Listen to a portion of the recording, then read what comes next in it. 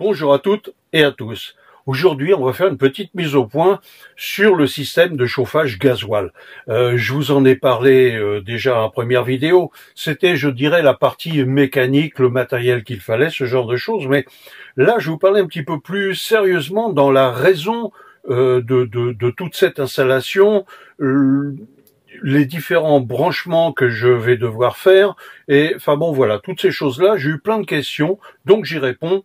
Beaucoup de personnes m'ont posé plein de questions là-dessus. Alors, déjà, il faut savoir, c'est qu'il existe déjà au moins une, voire deux vidéos qui parlent de ce système de chauffage, puisque je l'avais auparavant dans mon ancien camping-car. Manu G1, je dirais, était équipé avec ça. Donc, je ne fais que reprendre ce système-là, mais la différence énorme, c'est que là, j'explique vraiment tout le fonctionnement. Voilà, plein de gens, ça intéresse plein de gens, puis surtout, c'est que c'est quand même vachement pratique. Ça, c'est pas dédaignable. Alors, déjà, la première des choses, c'est concernant le Truma. Je le conserve, le Truma. Je ne retire rien. J'ai fait cette erreur, on va dire une erreur, mais bon, je l'avais retiré et revendu même sur Manu G1. Et en fait, je me suis retrouvé couillonné, comme on dit vulgairement, tout simplement parce que quand j'ai vendu mon camping-car, je pouvais plus le récupérer parce qu'il m'aurait fallu racheter une chaudière, un trou massé, et le prix d'un trou massé, croyez-moi, c'est pas cadeau.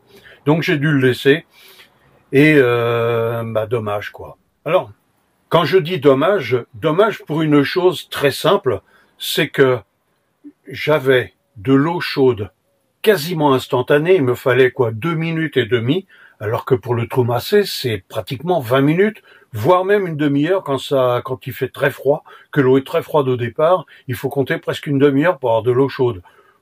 Enfin bon, quand on veut se prendre une douche le matin, on veut partir de bonne heure, la douche, il faut l'oublier quelquefois, parce qu'il faut trop attendre. Non, moi ça m'intéresse pas du tout, et c'était là le gros avantage, c'est que 2 minutes 30, on va dire 3 minutes plus tard, je pouvais prendre ma douche. Ça, c'était le point important. Donc, je conserve ce Truma C. Il est mis en doublon, il va y avoir des vannes, enfin vous verrez le principe. Une autre personne m'a posé la question, m'a dit oui, mais le mieux quand même, c'est de mettre un liquide, un calot porteur, ça s'appelle. Bien sûr, c'est ce que j'avais fait dans l'autre camping-car. C'est une évidence qu'on met ce genre de produit. Si on veut quelque chose qui fonctionne avec des capacités, je dirais, avec une certaine efficacité, bien sûr que les fluides que l'on met dedans, il faut mettre des fluides qui soient adaptés. Et entre autres, un calot porteur, calot température porteur, et voilà. Bon. Voilà. Bien sûr, c'est une obligation, ça. Autre chose, des gens m'ont parlé aussi, m'ont dit oui, mais le prix, c'est pas, voilà, on en trouve, c'est assez cher quand même ces choses-là. Alors non, on en trouve partout. Si vous faites Webbasto, Topsé, vous en trouvez partout. Mais une chose est sûre, et là-dessus, tombez pas dans le piège, ça vaut à peine 300 € en Chine, à peine 300 € en Chine.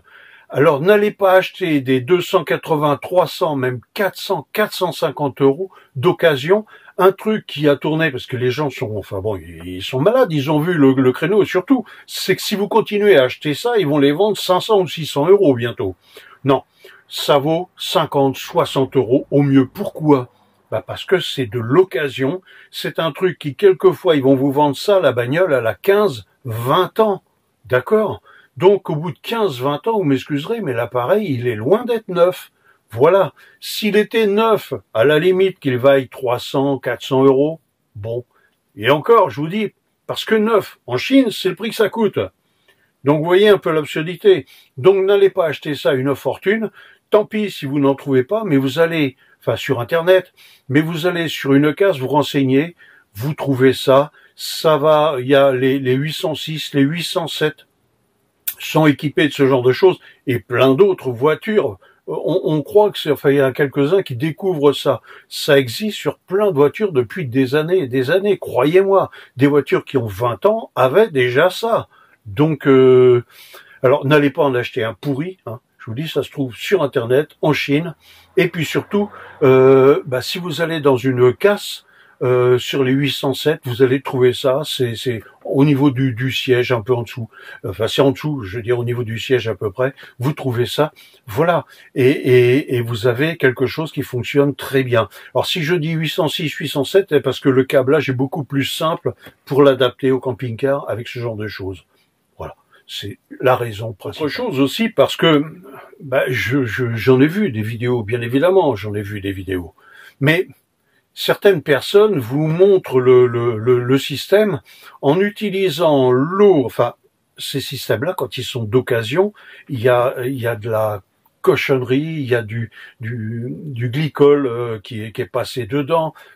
Enfin, c'est de la bouillasse, c'est de la rouille, c'est tout ce qu'on voudra. Non, c'est dégoûtant. Enfin bon, vous ne pouvez pas utiliser ça pour vous laver ou donc n'utilisez pas cet appareil directement dans le système de chauffage de votre eau. Ça pourrait se faire, certes, ça se fait, ça fonctionne, mais ça fonctionne pas bien déjà. Et puis c'est sale en plus. Vous utilisez de l'eau qui a été, enfin de l'eau. Vous faites passer de l'eau dans une machine, dans une chaudière qui a déjà servi pour plein de choses, qui a transporté de la boue, des produits chimiques, des poisons. N'allez pas utiliser ça directement, donc on utilise un échangeur. Et j'y viens sur l'échangeur. J'en ai trouvé à tous les prix de ces choses-là. Ceux qui sont véritablement intéressants sont les échangeurs qui sont, je dirais, à partir de 40, 50 plaques. Ça dépend de l'utilisation, bien sûr, c'est comme les panneaux solaires, c'est comme tout. Si vous êtes gourmand en eau, sur un camping-car, mieux vaut éviter quand même. Hein. Mais voilà, si vous avez besoin d'eau à un instant T, je dirais, besoin de 10-15 litres d'eau, c'est sûr que vous n'allez pas mettre en route votre chaudière gaz, votre trou massé, parce qu'il vous faudra déjà attendre 20 minutes, un quart d'heure, je dirais entre un quart d'heure et une demi-heure pour avoir de l'eau chaude. Là, vous aurez de l'eau chaude 3 minutes plus tard, on va dire. Mais en plus, ça, c'est que si vous voulez 50 litres d'eau, vous pourrez utiliser 50 litres d'eau. Si vous êtes à côté d'un robinet, ça pose pas de problème puisque vous remplissez. Et voilà. Donc, voilà une des raisons de l'utilisation. On passe par un échangeur et on utilise ça parce que ça va très très vite en fonctionnement. Ensuite, dans le fonctionnement proprement dit. Alors, certains mettent le système comme ça, on le met en route et puis ça tourne et puis on l'arrête quand... oui, là encore, c'est pas utilisé comme il faudrait. Je vous montrerai, j'utilisais sur Manugé, je le montre, il y a la vidéo, d'ailleurs je mettrai peut-être le lien, mais il y a deux interrupteurs. Le premier interrupteur que je vais utiliser va être pour mettre en route le système, mais juste la pompe de circulation. Alors pourquoi faut-il une pompe de circulation? Tout simplement parce que ce système-là que j'ai testé plusieurs fois, je vais pas dire que je l'ai mis au point, non, mais je l'ai testé plusieurs fois, faut dire que jusqu'à présent, je ne l'avais jamais vu. Maintenant, on commence à le voir, c'est marrant ça. Mais bon voilà, je l'avais jamais vu jusqu'à présent. Mais ce que je veux dire par là, c'est que j'ai une réserve d'eau, j'ai un ami qui m'a fait une réserve d'eau qui est de plus de 10 litres d'eau. Hein. Cette réserve-là me permet donc d'avoir de l'eau à 65 degrés, plus de 10 litres, hein, on va dire 15 litres, je pense que c'est plus dans la réalité, j'ai pas pris les mesures, j'ai pas regardé encore ça, peu importe. On va dire 15 litres. Donc j'ai 15 litres d'eau à plus de 60 degrés, un peu plus.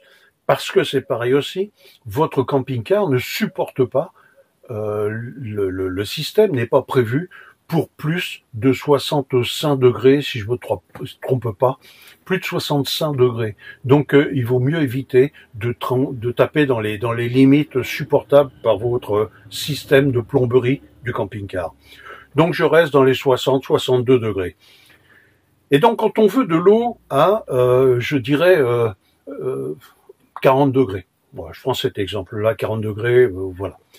J'ai de l'eau à 60 degrés et mon eau dans la cuve, elle est à 20 degrés. On prend cet exemple-là. Conclusion, il me faut chauffer l'eau de 20 degrés de plus. normal. Elle est à 20 degrés. Pour arriver à 40, il me faut 20 degrés de plus.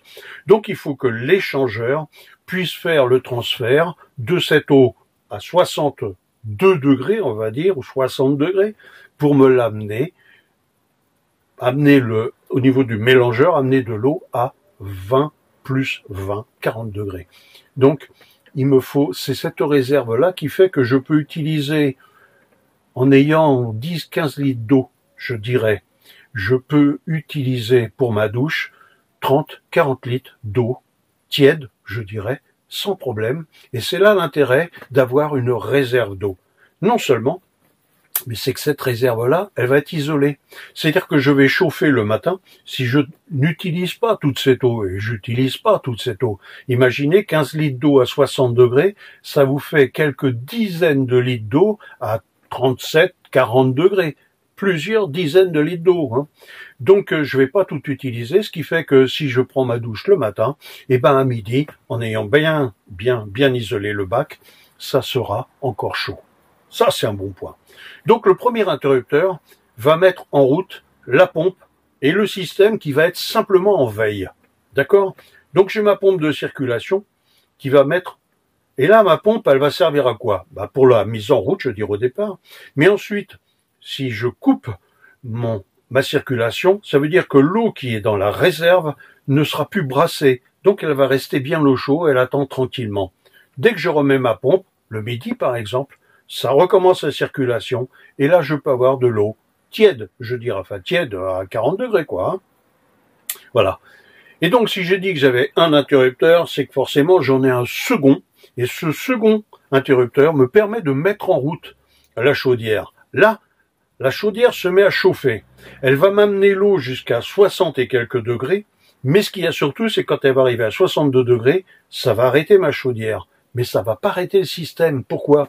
Parce que le premier interrupteur n'ayant pas été coupé, ben la circulation se fait toujours. C'est-à-dire que si véritablement j'avais besoin de beaucoup d'eau, on va dire que je veux vider ma cuve d'eau douce, et ben dans ce cas, à chaque fois que l'eau descendrait, que la température de l'ensemble descendrait à un seuil pré-réglé, 50 degrés par exemple, à ce moment-là, ben directement, le système se remettra en route et la chaudière se remettra à chauffer. Ça n'arrêterait pas. Donc j'ai ce deuxième interrupteur qui permet de dire, t'as chauffé tes 15 litres, j'en ai assez pour prendre ma douche, pour que l'on puisse l'un et l'autre prendre la douche, voir s'il y a d'autres personnes dans le camping-car avec nous, elles peuvent prendre la douche à la suite. Si ça manque d'eau, hop, on rallume, 2 minutes 30, 3 minutes plus tard, il y a encore de l'eau chaude, et on coupe dès que c'est chaud, et voilà. C'est le gros avantage, c'est que ça permet de mettre en circulation le système, de le faire tourner, d'avoir de l'eau chaude, je dirais, mais de ne pas forcément avoir à mettre en route la chaudière. Ça, c'est une bourre économie. Il m'est arrivé d'avoir la chaudière qui se mettait en route alors qu'on avait fini de se doucher. Et c'est pour ça que je me suis dit, là non, c'est pas la peine. Je suis en train de réchauffer de l'eau alors que j'en ai plus besoin d'eau. Voilà. Donc ce deuxième interrupteur est là pour arrêter la chaudière. Alors là, j'ai démonté tout le système. Je refais, en fait, je prends plusieurs, vous avez vu, j'en avais plusieurs, des Webasto.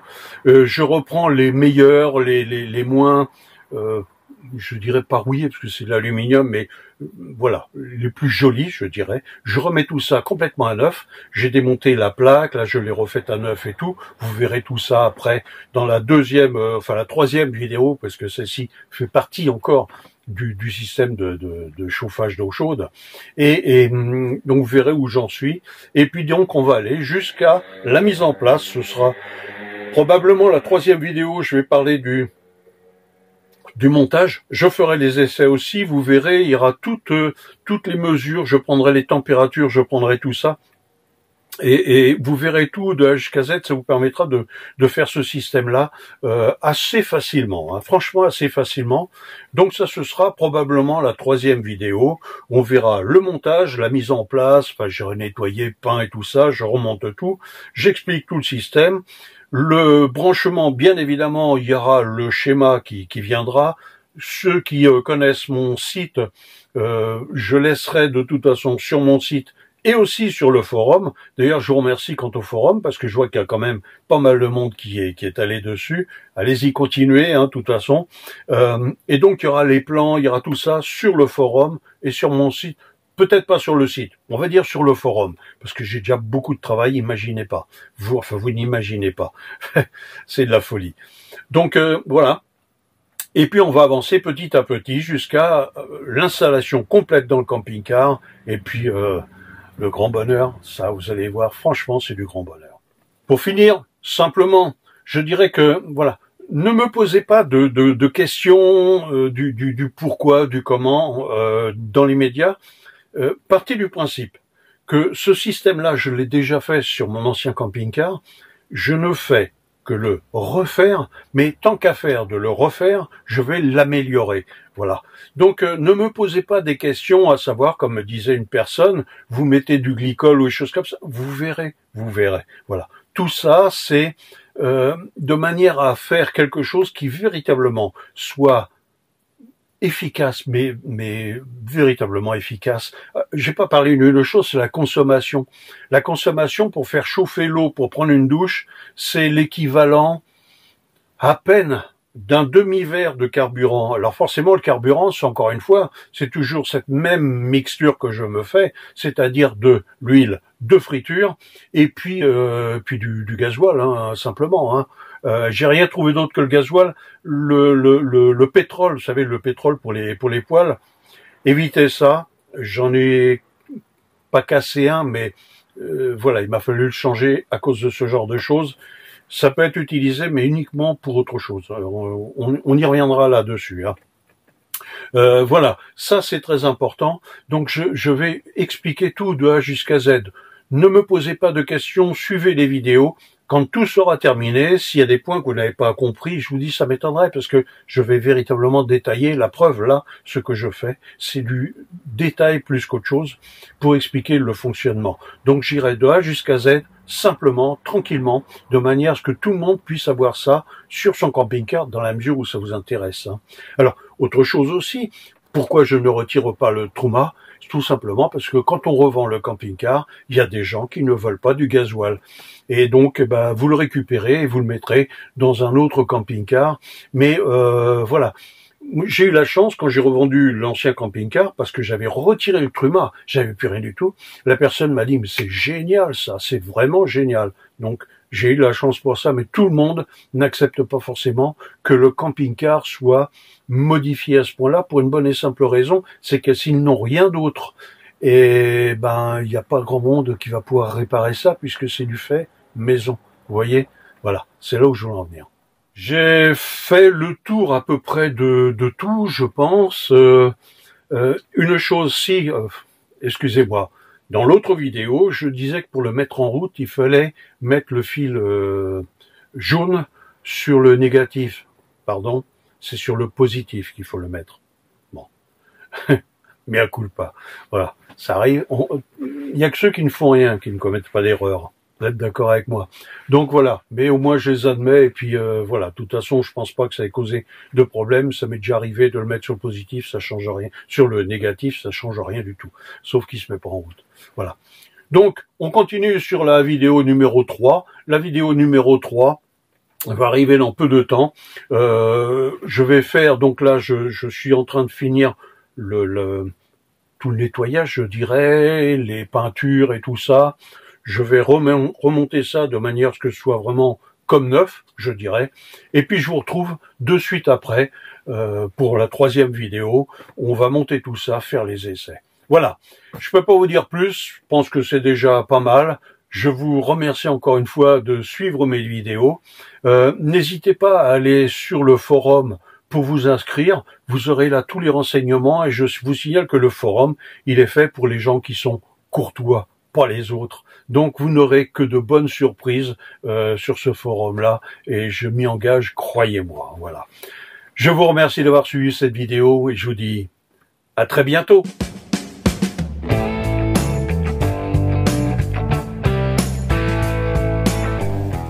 Si cette vidéo vous a plu, likez et puis abonnez-vous pour la prochaine. Allez, à bientôt.